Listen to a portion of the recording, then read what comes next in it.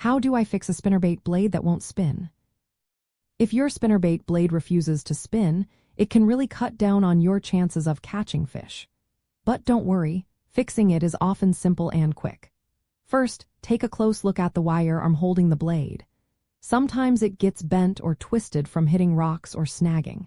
If you see any bends, gently twist the wire back into shape by holding the bait steady and twisting the wire until it's straight.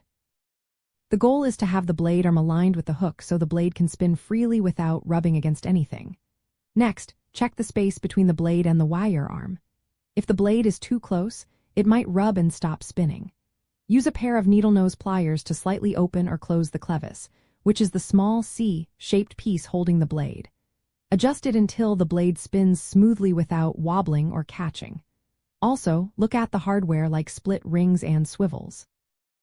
If these parts are rusty, corroded, or worn out, they can keep the blade from turning. Replace any damaged hardware with new ones, which are usually inexpensive and easy to find at any fishing store. If the blade itself is bent or damaged, swap it out for a new one.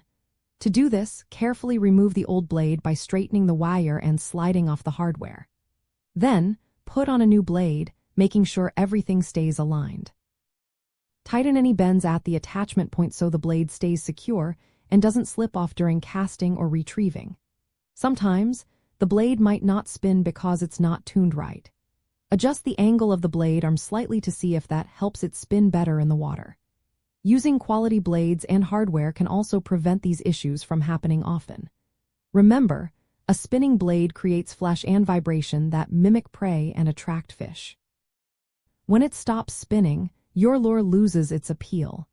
Regularly inspecting and tuning your spinnerbaits will keep them working at their best, giving you a better shot at catching fish every time you cast.